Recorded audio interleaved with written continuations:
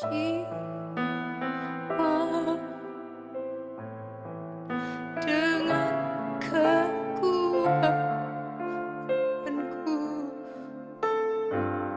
ku sembah Kau.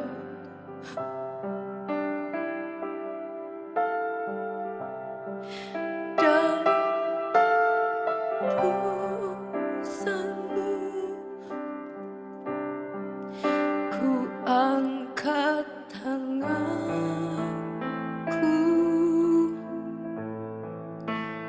ku rindu selalu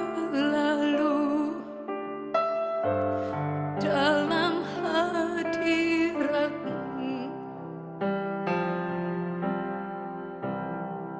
sebab Engkau yang kudus,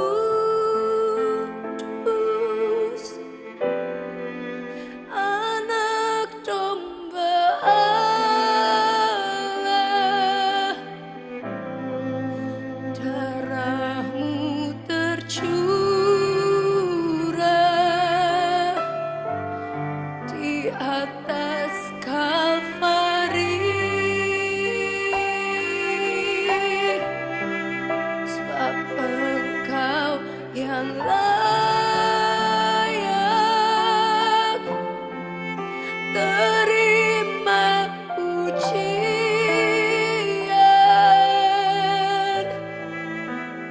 hormat dan kuasa, sekarang dan selamanya.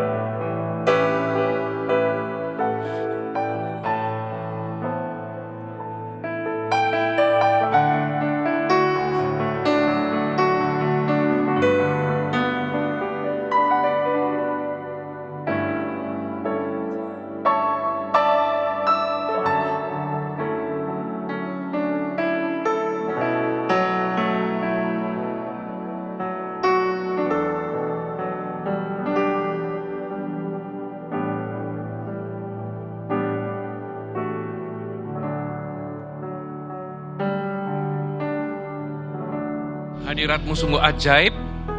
Tuhan, ubahkan kami dalam hadirat-Mu. Ubahkan hati kami. Kami tahu ketika kami berjumpa dengan kemuliaan dan hadirat-Mu, sesuatu pasti terjadi. Bukan hanya keadaan kami diubah, tapi terlebih lagi ya Tuhan, hati kami diubahkan. Tuhan, Kau berbicara, tetap kami masih dalam suasana hadirat Allah. Kami izinkan Tuhan berbicara mengoreksi hati kami. Tanamkan sebuah kerinduan untuk kami bisa tinggal dalam hadirat-Mu. Tanamkan sebuah kerinduan untuk kami mengejar hadirat-Mu. Terima kasih Bapa. Berbicaralah kepada kami, ubahkan kami dari dalam keluar. Kami sambut firman-Mu di dalam nama Yesus. Mari semua yang percaya dimanapun Anda berada katakan, Amin. Haleluya. Shalom Bapak Ibu Saudara sekalian. Senang sekali bisa berjumpa di hadapan Anda dalam Worship Night ke-14. Kami memberikan judul Songs of Glory. Saudara, judul ini saya pilih tujuannya apa saudara? Untuk menarik kita, untuk lebih rindu, untuk kita bisa masuk dalam hadirat Tuhan dan mengalami kemuliaan Tuhan. Saudara, mari kita buka Alkitab kita. Ada satu hal yang saya rindu bagikan kepada Anda dan saya rindu kita renungkan firman Tuhan ini. Dan saya percaya firman Tuhan sanggup mengubahkan kita. Mari kita buka sama-sama di 2 Timotius pasal yang ketiga, kita baca di ayat yang pertama sampai ayat yang kelima. 2 Timotius pasal yang ketiga, ayat yang pertama sampai ayat yang kelima. Ketahuilah bahwa pada hari-hari terakhir akan datang masa yang sukar. Manusia akan mencintai dirinya sendiri dan menjadi hamba uang. Mereka akan membual dan menyombongkan diri. Mereka akan menjadi pemfitnah. Mereka akan berontak terhadap orang tua dan tidak tahu berterima kasih. Tidak mempedulikan agama, tidak tahu mengasihi, tidak mau berdamai, suka menjelekkan orang, tidak dapat mengekang diri, garang, tidak suka yang baik, suka mengkhianat, tidak berpikir panjang, berlagak tahu, lebih menuruti hawa nafsu daripada menuruti Allah. Ayat kelima perhatikan, secara lahiriah mereka menjalankan ibadah mereka, tetapi pada hakikatnya mereka memungkiri kekuatannya. Jauhilah mereka itu. Saudara, firman Tuhan yang kita baru dengar, ini merupakan peringatan buat kita yang hidup di akhir zaman.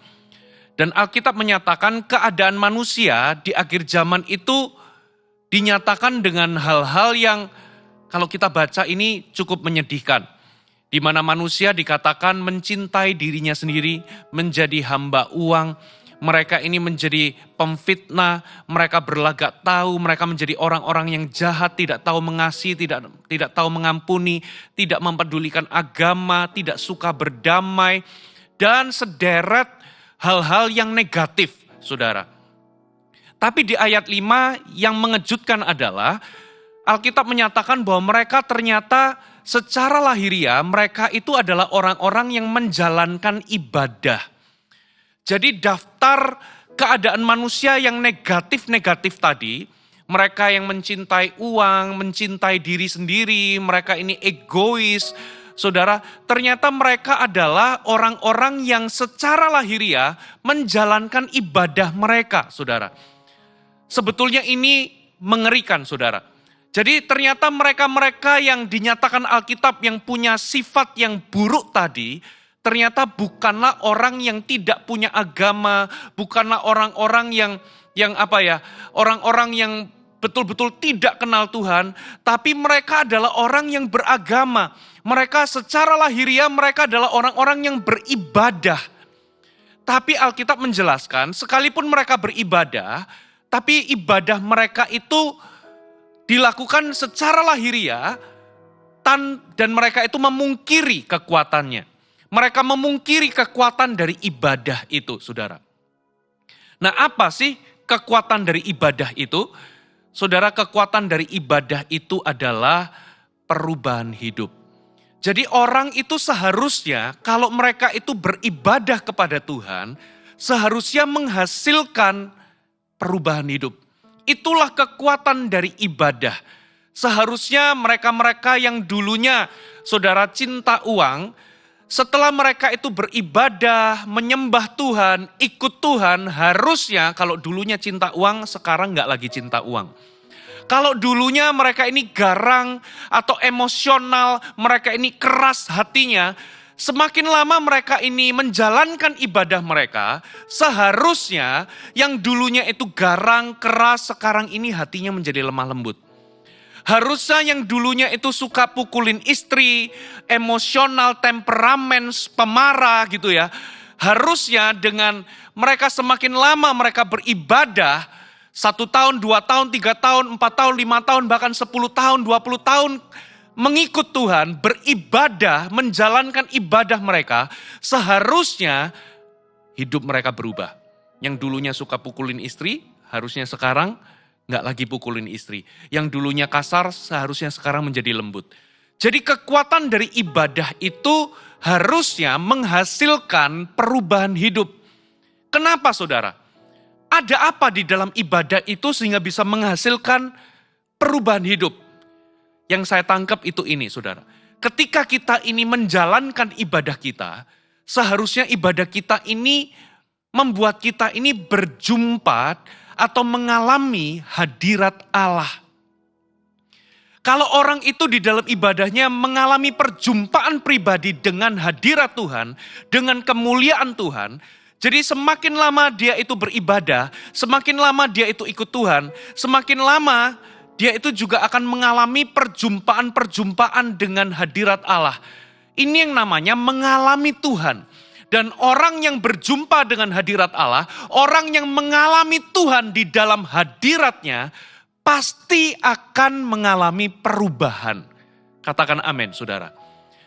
Dan itulah sebabnya hari ini saya mau bagikan, saudara, ada 3 tokoh Alkitab.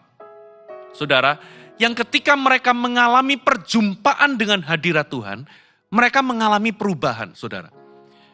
Ya, sebelum kita bahas, ketika kita ini beribadah atau kita ini ikut Tuhan, kita ini mengiring Tuhan, saudara, pergumulan utama di dalam mengiring Tuhan adalah di dalam perjalanan kita mencari Tuhan, mengejar Tuhan dan mengiring Tuhan, pergumulan utamanya adalah kita ini harus menyalipkan kedagingan kita.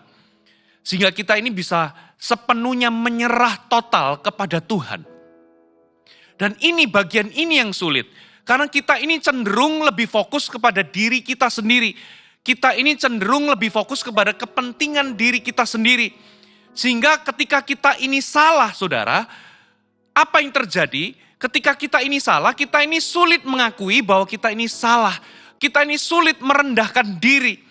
Nah, ketika kita ini sulit untuk merendahkan diri, ketika kita ini sombong, maka apa yang terjadi? Maka perubahan hidup itu nggak akan pernah terjadi.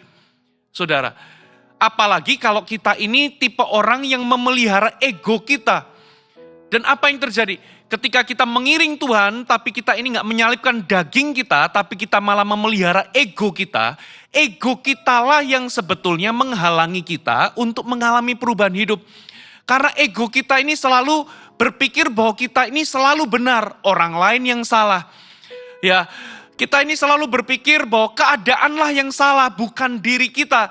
Jadi kalau ada sesuatu hal yang perlu diubah dalam hidup kita, ketika Tuhan itu ingin mengubahkan hidup kita, berbenturan dengan ego kita. Ketika Tuhan ini ingin mengubah atau mengikis sesuatu dalam kehidupan kita yang salah dalam hidup kita, ego kita ini menghalangi kita. Karena ego kita ini selalu berbunyi, aku yang benar, aku gak punya kesalahan. Nah, itulah sebabnya saudara, hanya di dalam hadirat Tuhanlah, saudara, ketika kita mengalami perjumpaan pribadi dengan hadirat Allah, saudara, hadirat Tuhan itulah yang akan menghancurkan ego kita. Nah, itulah sebabnya di awal saya katakan, orang kalau beribadah, semakin lama dia itu beribadah kepada Tuhan, semakin lama dia itu berjumpa dengan Tuhan.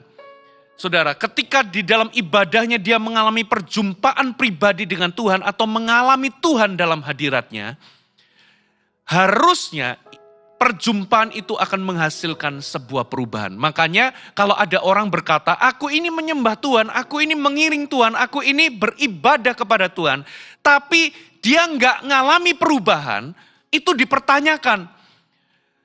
Jangan-jangan orang-orang ini hanya menjalankan ibadah secara lahiriah, tapi nggak mengalami Tuhan, nggak mengalami perjumpaan pribadi dengan Tuhan, nggak mengalami Tuhan dalam hadiratnya.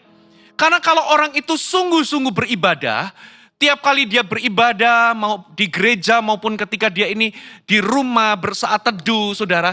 Kalau mereka itu betul-betul ketemu dengan Tuhan, berjumpa dengan hadirat Allah, saya percaya hasilnya pasti perubahan hidup. Saudara, makanya kalau ada orang ngaku beribadah tapi nggak menghasilkan perubahan hidup, jangan-jangan mereka itu hanya ketemu dengan liturgi, ketemu dengan ritual, ketemu dengan rutinitas agamawi. Akibatnya apa saudara? Mereka itu menjalankan ibadah secara lahiriah, rutin sih ke gereja, rutin sih mungkin berdoa, tapi di dalam kesemuanya itu hanyalah rutinitas agamawi. Tidak ada perjumpaan dengan hadirat Tuhan. Itulah sebabnya kenapa ada orang yang secara lahiriah beribadah, tapi memungkiri kekuatannya. Nah, coba kita lihat, saudara. Ada 3 tokoh yang hari ini saya mau bahas, dan apa yang terjadi ketika orang-orang ini bertemu dengan hadirat Tuhan. Saudara, yang pertama adalah Daniel.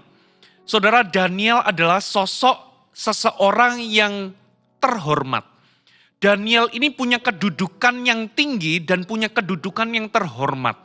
Kalau Anda selidiki di Alkitab, Daniel ini walaupun berganti-ganti raja, berganti-ganti pemerintahan, saudara, tapi Daniel ini tetap pada posisinya, saudara. Dengan kata lain, Daniel ini ada dalam posisi puncaknya, posisi terhormat, dan sekalipun pemerintahan atau raja-raja berganti, Daniel ini tetap ada dalam posisi yang tinggi. Jadi ini bukan sembarangan, ini bukan orang sembarangan. Saudara, Daniel adalah orang yang terhormat, punya kedudukan yang tinggi, punya posisi yang tinggi. Lalu satu kali kalau Anda baca di Daniel 10, saudara, Daniel ini mengalami encounter. Saudara, mengalami penglihatan. Saudara, Daniel ini berada dalam suasana kemuliaan Tuhan. Berhadapan dengan kemuliaan Tuhan. Dan ketika dia berada dalam kemuliaan Tuhan, dia melihat penglihatan bahwa ada sosok malaikat, bukan Tuhan ya. Ya, sosok malaikat yang berkilauan, saudara. Dan di dalam kemuliaan Tuhan itu, saudara, dia mengalami encounter atau pengalaman supranatural. Dan apa yang terjadi di dalam kemuliaan Tuhan tersebut, saudara? Ini yang terjadi. Mari kita baca Daniel pasal yang ke-10. Kita baca di ayatnya yang ke-1 sampai ayat yang ke-9. Coba perhatikan. Pada tahun ketiga pemerintahan Kores, raja orang Persia, suatu firman dinyatakan kepada Daniel yang diberi nama Beltsasar. Firman itu benar mengenai kesusahan yang besar, maka dicamkannyalah firman itu dan diperhatikanlah penglihatan itu. Nah, ayat kedua perhatikan. Pada waktu itu, aku, Daniel, berkabung 3 minggu penuh. 21 hari lah, kurang lebih. Makanan yang sedap tidak kumakan. Daging dan anggur tidak masuk ke dalam mulutku. Dan aku tidak berurap sampai berlalu 3 minggu penuh. Jadi Daniel ini berpuasa, berpantang, bahkan tidak berurap. Ya, dia nggak makan daging, nggak minum anggur. Lalu apa yang terjadi? Pada hari ke-24 bulan pertama ketika aku ada di tepi sungai besar, yakni sungai Tigris, kuangkat mukaku lalu kulihat. Tampak seorang yang berpakaian lenan dan berikat pinggang emas dari Ufas. Tubuhnya seperti permata Tarsis dan wajahnya seperti cahaya kilat. Matanya seperti suluh yang menyala-nyala, lengan dan kakinya seperti kilau tembaga yang digilap. Dan suara ucapannya seperti gaduh orang banyak. Hanya aku, Daniel, melihat penglihatan itu. Tetapi orang-orang yang bersama-sama dengan aku tidak melihatnya. Tetapi mereka ditimpa oleh ketakutan yang besar, sehingga mereka lari dan bersembunyi. Demikianlah aku tinggal seorang diri, perhatikan ayat 8. Ketika aku melihat penglihatan yang besar itu, hilanglah kekuatanku, aku menjadi pucat sama sekali, dan tidak ada lagi kekuatan padaku. Lalu kudengar suara ucapannya, dan ketika aku mendengar suara ucapannya itu, jatuh pingsanlah aku tertelungkup dengan mukaku ke tanah. Saudara, perhatikan ayat 8 dikatakan, ketika aku melihat penglihatan besar itu, hilanglah kekuatanku. Aku menjadi pucat sama sekali, dan tidak ada lagi kekuatan padaku. Jadi Daniel ini, dia masuk dalam realita kemuliaan Tuhan, dan di dalam kemuliaan hadirat Tuhan itu, dia mengalami penglihatan, saudara. Ia melihat satu sosok malaikat yang berkilau-kilau. Ini malaikat, bukan Tuhan, saudara. Lalu di ayat 8, ketika aku melihat penglihatan itu, saudara, dikatakan hilanglah kekuatanku. Ya, hilang kekuatanku. Aku menjadi pucat sama sekali, tidak ada lagi kekuatan padaku. Di ayat 8 ini, saudara, di terjemahan bahasa Inggris, di beberapa terjemahan bahasa Inggris itu diterjemahkan seperti ini, saudara. Di versi King James Version, kata-kata hilanglah kekuatanku, aku menjadi pucat sama sekali, tidak ada lagi kekuatan padaku, itu diterjemahkan seperti ini. And there remain no strength in me, for my comeliness was turned into me into corruption, and I retain no strength. Perhatikan kata-kata, for my comeliness was turned into me into corruption. Apa arti my comeliness? Comeliness itu definisinya adalah the quality of being good looking and attractive. Comeliness itu the quality of being good looking and attractive. Jadi artinya itu adalah my comeliness itu adalah keelokanku, keindahanku, keelokanku. Jadi the quality of being good looking. Dikatakan my comeliness was turned in me into corruption. Corruption di sini artinya kebusukan. Saudara, jadi keindahanku itu berubah menjadi kebusukan. Terjemahan yang lain, versi Young's Literal Translation diterjemahkan sebagai my honor had been turned in me to corruption. Kehormatanku berubah menjadi kebusukan. Terjemahan yang lain, saudara, dari Brenton Septuagint, itu diterjemahkan seperti ini. My glory was turned into corruption. Kemuliaanku berubah menjadi kebusukan. Terjemahan yang lain diterjemahkan seperti my splendor had been turned in me to corruption. My splendor, kemegahanku, kebesaranku, itu berubah menjadi kebusukan. Dengan kata lain, ini yang terjadi ketika Daniel itu berjumpa dengan kemuliaan Tuhan. Daniel yang terhormat, Daniel yang punya kedudukan yang tinggi, itu mengatakan, my splendor, my glory, my comeliness was turned in me into corruption. Kemegahanku, kehormatanku, kebesaranku, keindahanku, kemuliaanku itu berubah menjadi kebusukan. Ini yang terjadi. Ketika kita ini masuk dalam hadirat Tuhan, saudara, semua kemuliaan kita, keindahan kita ini berubah menjadi seperti kebusukan. Nah, dari awal, makanya saya katakan, saudara, kenapa ada orang-orang gak berubah hidupnya? Seringkali ego kita, kesombongan kita itulah yang menghalangi kita mengalami perubahan. Nah, masalahnya kita ini kadang gak sadar bahwa kita ini punya ego besar. Kita ini sombong, kita ini punya kesalahan, kadang-kala kita gak mengakui dan gak sadar kalau kita punya kesalahan. Nah, kapan kita ini bisa menjadi sadar?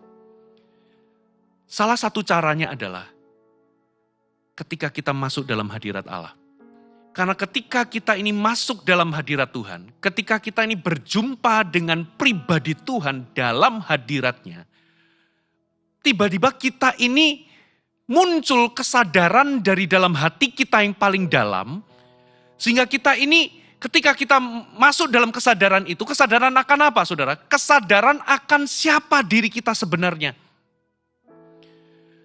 Makanya Daniel ini orang yang terhormat. Daniel ini orang yang punya kedudukan yang tinggi. Ketika dia ini masuk dalam alam kemuliaan, masuk dalam hadirat Allah, berjumpa dengan pribadi Allah, dia ini masuk dalam sebuah kesadaran akan siapa dirinya di hadapan hadirat Allah. Makanya dia ngomong, ketika aku berjumpa dengan hadirat Allah, my splendor, my glory was turned in me to corruption. Kemuliaanku, kemegahanku, kebesaranku itu berubah menjadi kebusukan. Di hadapan hadirat Tuhan, aku ini ternyata gak lebih seperti debu dan tanah. Kemuliaanmu begitu hebat. Saudara, dari mana pengakuan ini? Saudara, dari mana Daniel ini kok bisa, Daniel yang terhormat, tiba-tiba ngomong dengan penuh kerendahan hati. Bagaimana mungkin manusia yang terhormat itu bisa ngomong ucapan demikian? Ucapan yang keluar dari hati dan mulutnya bahwa kemuliaanku itu seperti kebusukan. Dari mana kerendahan hati seperti ini? Kerendahan hati seperti ini hanya bisa muncul ketika kita ini berjumpa dengan Tuhan dalam kemuliaannya. Hadirat Tuhan yang seperti ini, itu bisa membawa kita pada kesadaran tentang siapa diri kita. Itulah sebabnya, saudara, ketika kita ini tinggal dalam hadirat Tuhan, ketika kita kejar Tuhan dan tinggal dalam hadirat Tuhan, itu akan menciptakan sebuah kerendahan hati dalam diri kita. Kita ini nggak bisa merendahkan diri, kita ini nggak bisa merendahkan hati seringkali. Dan bagaimana caranya kita ini bisa merendahkan diri dan merendahkan hati? Hal ini hanya bisa kita temukan. Kerendahan seperti ini hanya bisa kita temukan ketika kita ini berhadapan atau berjumpa dengan kemuliaan hadirat Allah. Ada amin? Coba kita lihat tokoh yang kedua. Siapakah namanya? Yesaya, saudara. Yesaya ini adalah nabi yang dipilih Tuhan dan nabi yang dipakai Tuhan untuk menjadi penyambung lidah Allah. Dalam Yesaya 1-5, saudara, Anda bisa melihat bahwa Yesaya itu sudah bernubuat, sudah menyampaikan firman Allah, menyampaikan pesan-pesan Allah. Tapi apa yang terjadi? Di Yesaya pasal yang ke-6, saudara, Yesaya mengalami perjumpaan dengan kemuliaan Tuhan. Dan coba lihat, seseorang yang sudah dipakai Tuhan, sudah bergerak dalam nubuatan, menyampaikan pesan Allah, apa yang terjadi ketika dia berjumpa dengan hadirat Allah? Coba kita lihat, kita baca ayatnya ya. Saudara, Yesaya 6 ayat 1 sampai ayat yang ke-5. Dalam tahun matinya Raja Uzia, aku melihat Tuhan duduk di atas tahta yang tinggi dan menjulang, dan ujung jubahnya memenuhi bait suci.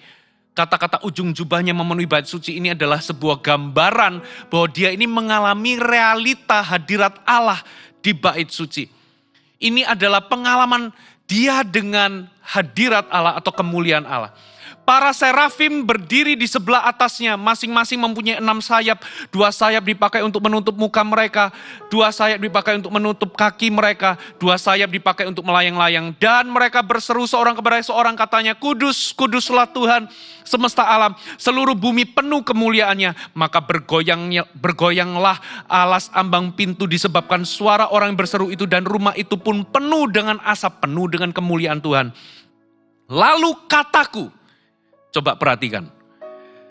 Celakalah aku binasa, sebab aku ini seorang yang najis bibir, dan aku tinggal di tengah-tengah bangsa yang najis bibir. Namun mataku telah melihat Sang Raja, yakni Tuhan semesta alam. Perhatikan, seorang nabi yang sudah dipakai Tuhan dalam Yesaya 1-5 sudah bernubuat, sudah dipakai luar biasa oleh Tuhan. Tiba-tiba apa yang terjadi ketika dia mengalami encounter dengan kemuliaan Tuhan, dia tiba-tiba sadar siapa dirinya. Tiba-tiba hasil dari encounter dengan kemuliaan hadirat Allah itu, saudara, hasilnya adalah ia merendahkan diri. Ia berkata, celaka aku, ternyata aku ini najis bibir. Tiba-tiba ia sadar bahwa dia ini masih punya kelemahan, kekurangan, dan punya kesalahan atau punya kenajisan, saudara. Padahal dia ini sudah dipakai Tuhan. Dari mana asal kerendahan hati ini, saudara? Kerendahan hati ini muncul ketika dia mengalami hadirat Allah. Saudara, padahal dia sudah dipakai Tuhan. Dari mana dia bisa merendahkan diri? Dari mana muncul kerendahan hati ini? Dia bisa mengakui kenajisannya. Ternyata aku ini masih najis bibir. Dari mana munculnya kerendahan hati ini? Dari mana terciptanya kerendahan hati ini? Ternyata kerendahan hati ini muncul dan tercipta ketika Yesaya itu berada dalam hadirat Allah. Ketika dia berjumpa dengan kemuliaan Tuhan, muncullah kerendahan hati. Lalu dia mengakui kenajisannya. Dan apa efek dari kerendahan hati ini? Ketika dia mengakui kenajisannya, ketika dia merendahkan dirinya, saudara, ketika dia terbuka dengan koreksi Allah, dan dia merendahkan diri, Yesaya itu dipakai Tuhan dengan luar biasa sampai muncul, saudara, sampai dia bernubuat sampai pasal. Kalau dipasalkan itu nubuatannya tertulis sampai 66 pasal. Dari Yesaya 6 sampai Yesaya 66 muncul banyak nubuatan, banyak pemakaian Tuhan, saudara. Makanya ketika kita ini tinggal dalam hadirat Allah, muncul kerendahan hati. Dan kerendahan hati itulah modal untuk pemakaian Tuhan dalam kehidupan kita.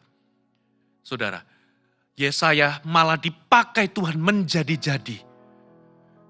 Nah, masalahnya problem kita ini seringkali egonya besar. Kita ini gak mau berubah. Itulah sebabnya, saudara, kita ini perlu untuk tinggal dalam hadirat Tuhan. Karena hadirat Tuhan itulah yang membuat hati kita ini bisa menyadari siapa kita sebenarnya di hadapan Tuhan.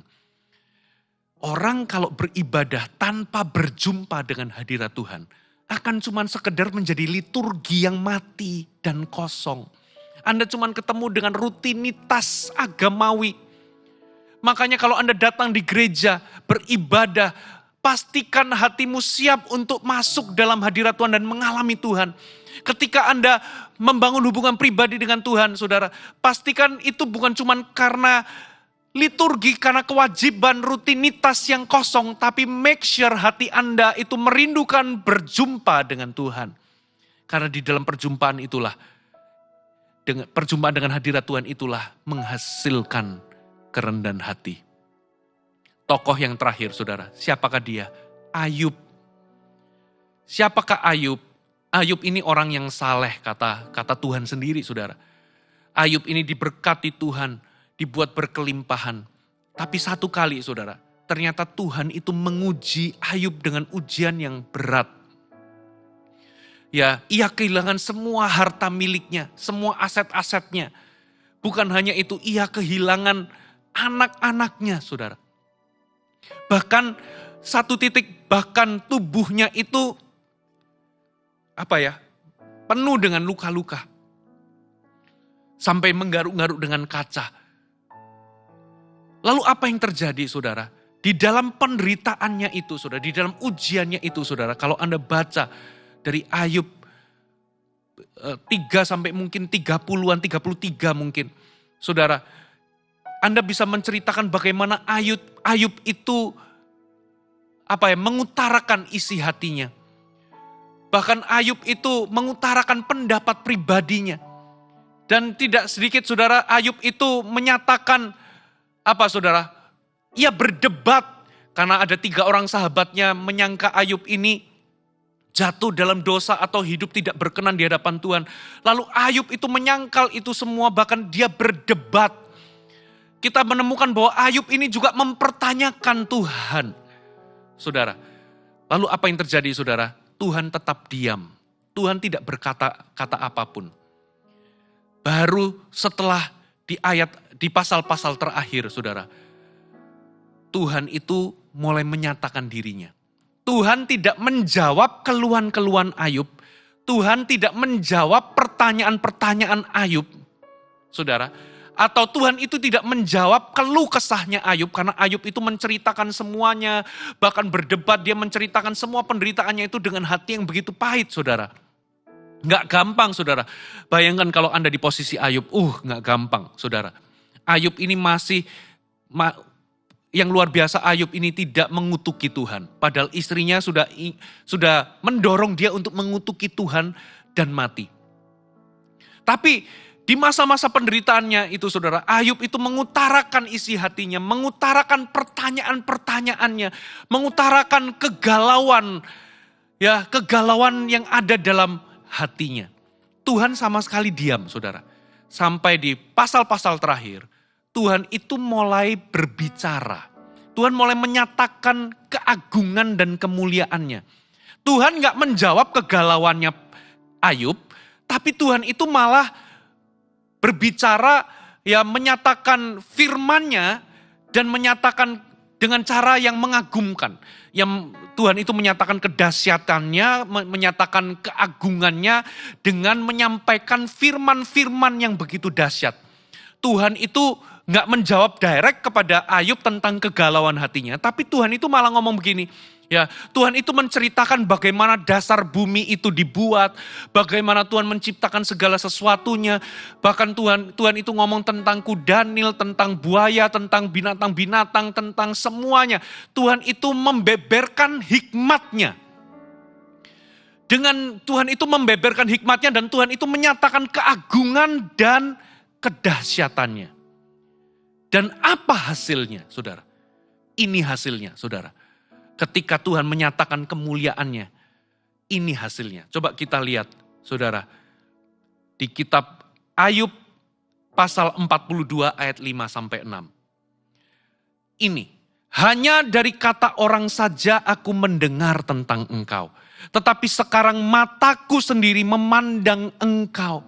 Oleh sebab itu aku mencabut perkataanku dan dengan menyesal aku duduk dalam debu dan abu.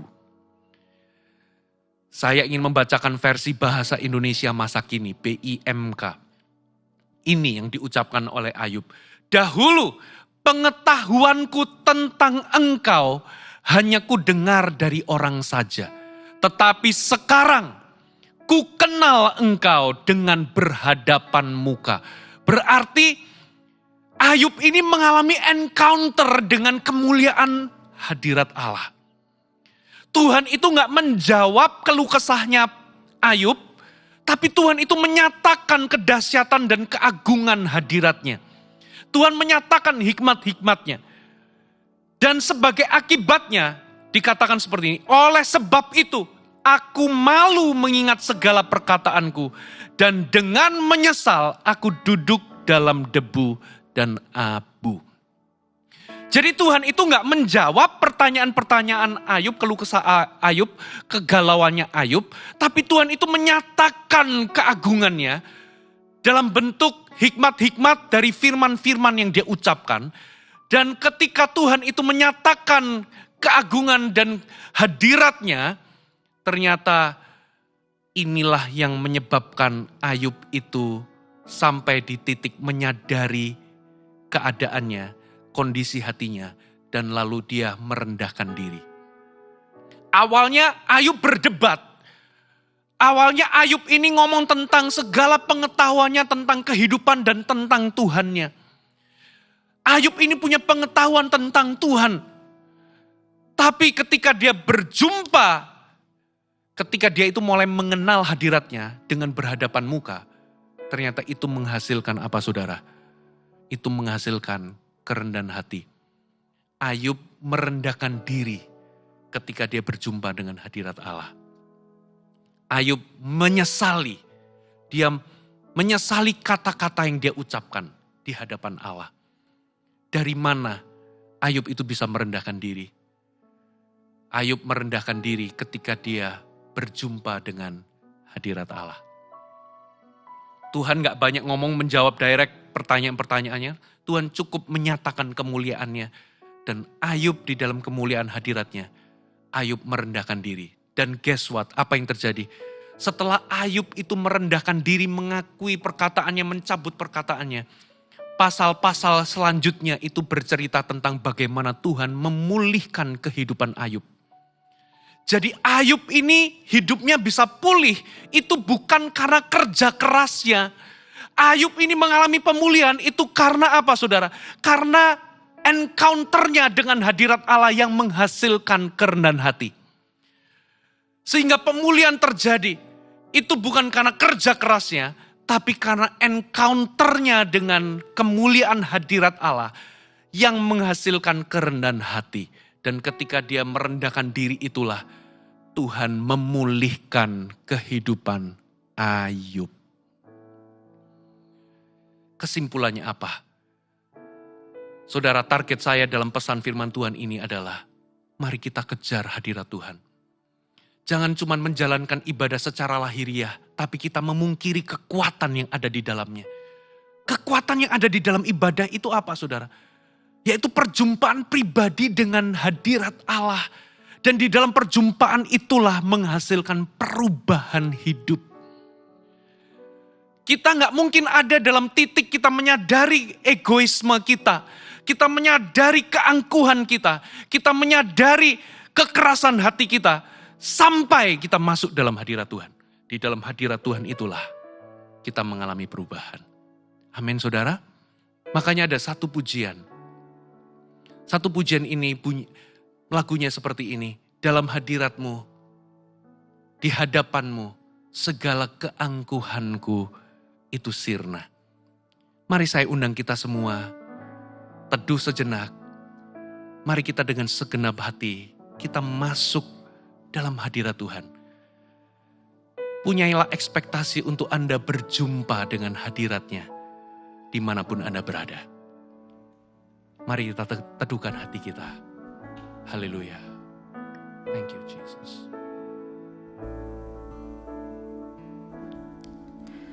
Di hadapan hadirat-Mu ya Bapa,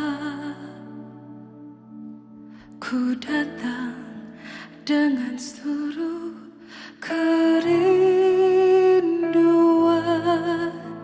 Di hadapan hadirat-Mu ya Bapa, segala keangkuhan ku hilang. Di hadapan hadirat-Mu ya Bapa, ku datang dengan seluruh kerinduan. Di hadapan hadirat-Mu ya Bapa, segala keangkuhan ku hilang. Ku sembah Kau ya Bapa, ku sembah Kau ya Tuhan, ku tinggikan nama-Mu Yesus dalam hidupku, dalam hidupku.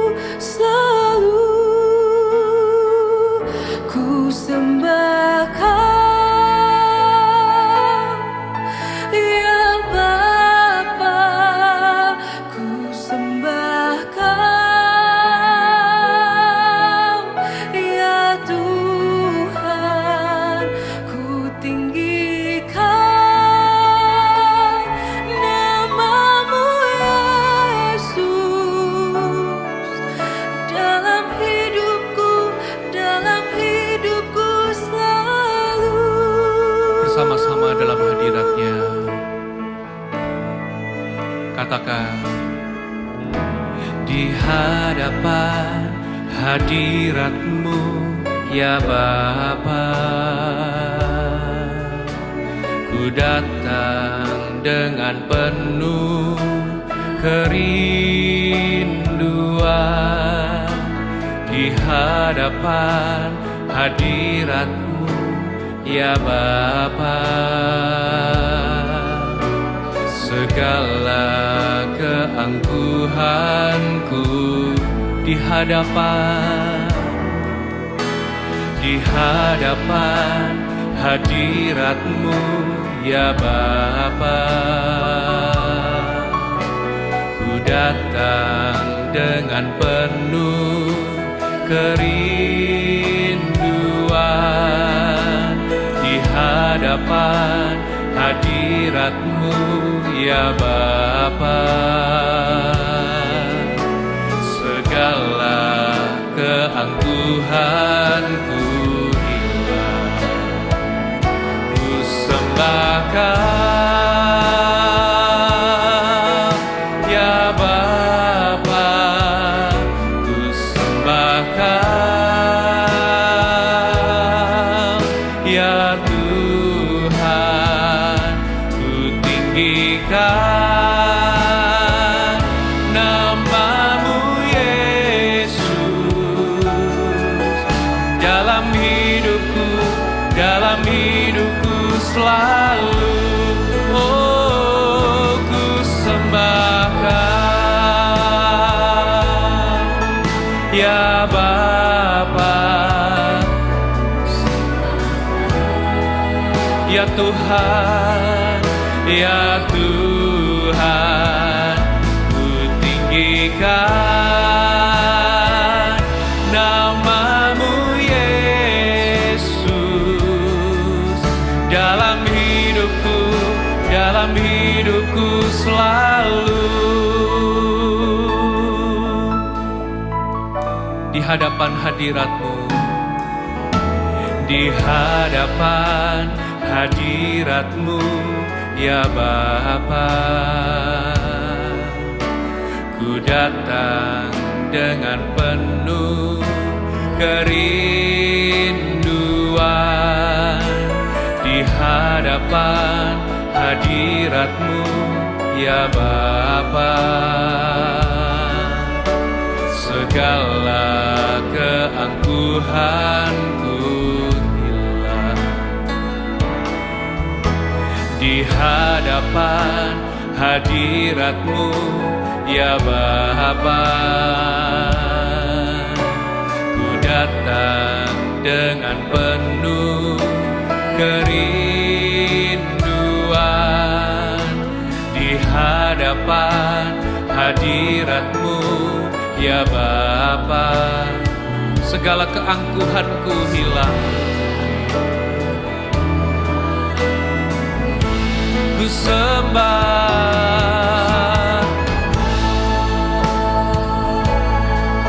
ya Bapa, ku sembahkan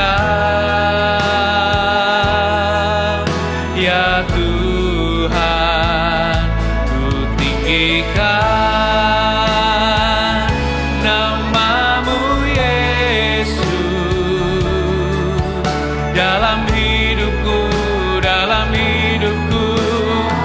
ku sembahkan. Oh ya Bapa, ku sembahkan ya Tuhan, ku tinggikan nama-Mu Yesus dalam hidupku. Lebih lagi katakan, ku sembahkan ya Bapa, ku sembahkan ya Tuhan, ku tinggikan nama-Mu Yesus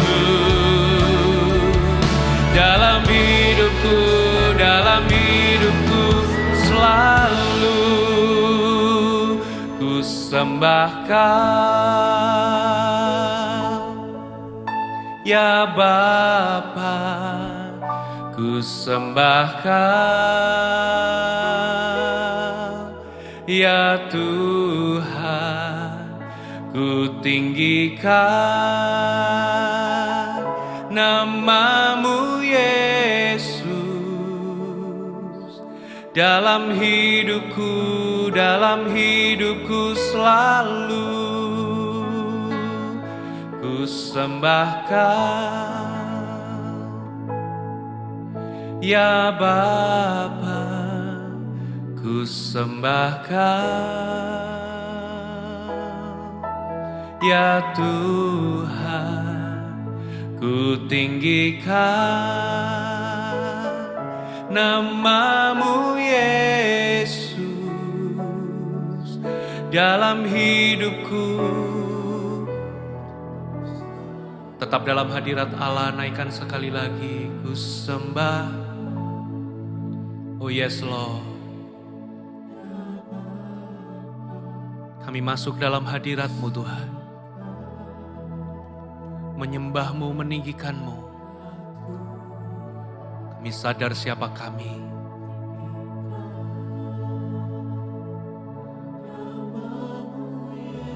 Yes, Lord.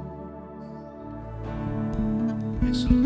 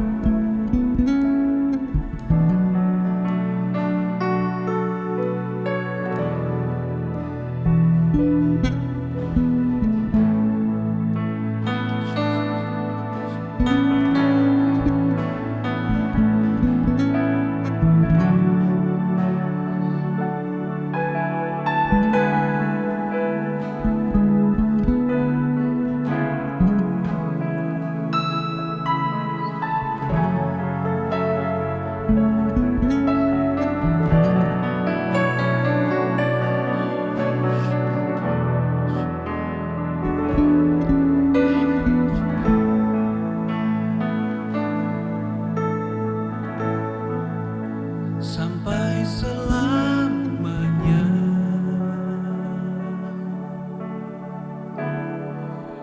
Anak domba bertata,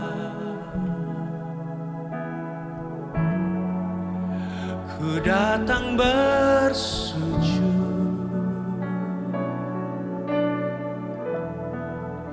menyembah-Mu Tuhan, sampai selamanya.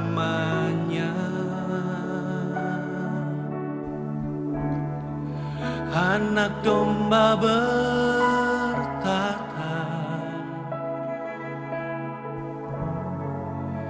ku datang bersujud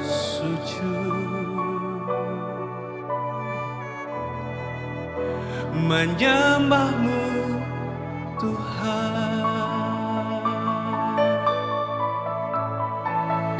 sampai selamanya.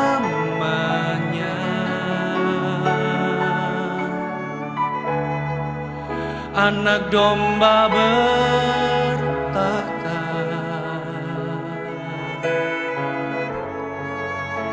ku datang bersujud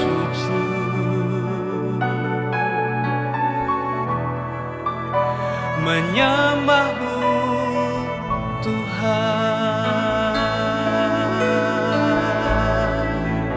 sampai selamanya.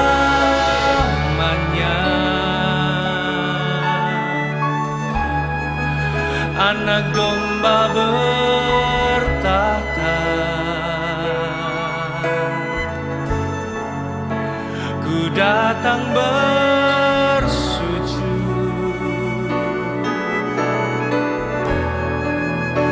menyembah-Mu Tuhan, sampai selamanya.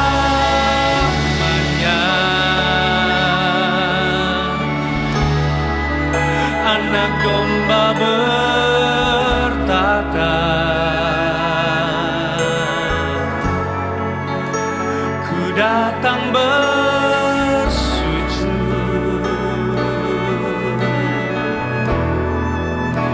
menyembah-Mu. Mari kita berikan penghormatan, kemuliaan, katakan sama-sama. Sampai selamanya.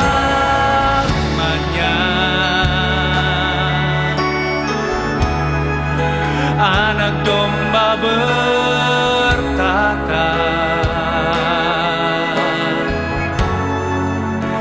Ku datang bersujud,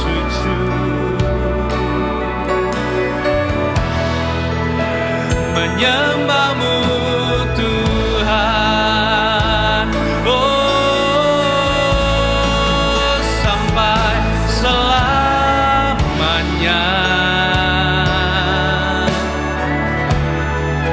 Anak domba bertata. Ku datang bersujud,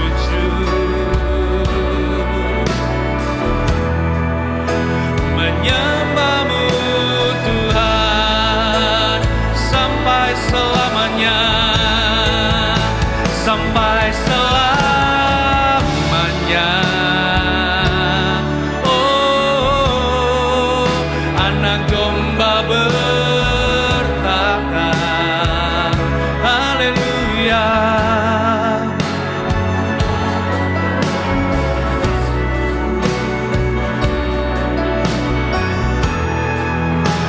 Menyembah-Mu sampai selamanya. Sampai selamanya. Anak domba bertata. Ku datang bersujud,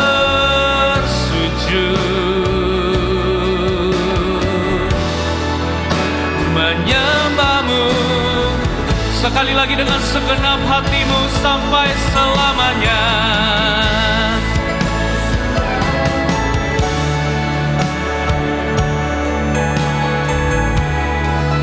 Anak domba bertata. Ku datang bersujud,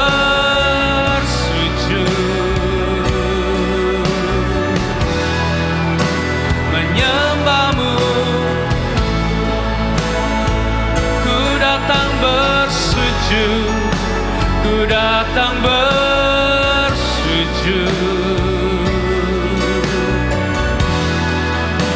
menyembah-Mu Tuhan.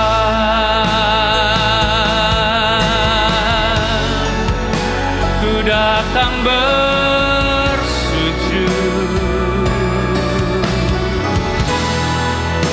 menyembah-Mu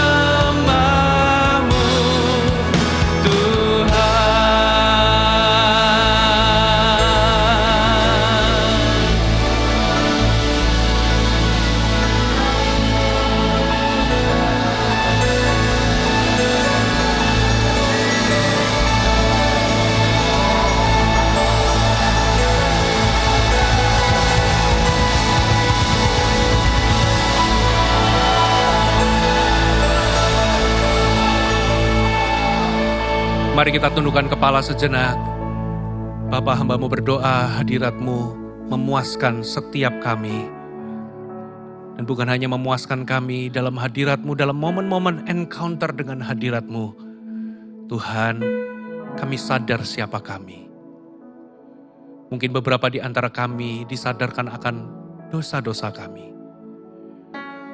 Ada yang disadarkan akan keangkuhan, kesombongan, kenajisan. Kami tahu semua karena hadirat kemuliaan-Mu. Tuhan, kami berdoa bahwa kami diubahkan dari hari ke hari, dari satu kemuliaan kepada kemuliaan yang lain, karena hadirat-Mu, karena hadirat kemuliaan dan Roh Kudus-Mu atas hidup kami. Terima kasih, kami ucapkan syukur. Dan hamba-Mu hari ini melepaskan berkat untuk setiap pribadi yang mendengarkan firman Tuhan dan pesan Tuhan dan mengikuti worship night ini. Lepaskan berkat atas mereka. Terimalah berkat yang terbaik daripada Allah Bapa. Terimalah anugerah kasih setia daripada Yesus Kristus. Terimalah tuntunan, bimbingan, bahkan penyataan dari kemuliaan hadirat Roh Kudus yang semakin lama semakin besar dalam kehidupan Anda dan mengubahkan kehidupanmu. Aku lepaskan berkat ini di dalam nama Tuhan Yesus Kristus. Semua yang percaya dan diberkati katakan amin. Tuhan Yesus memberkati. Wherever you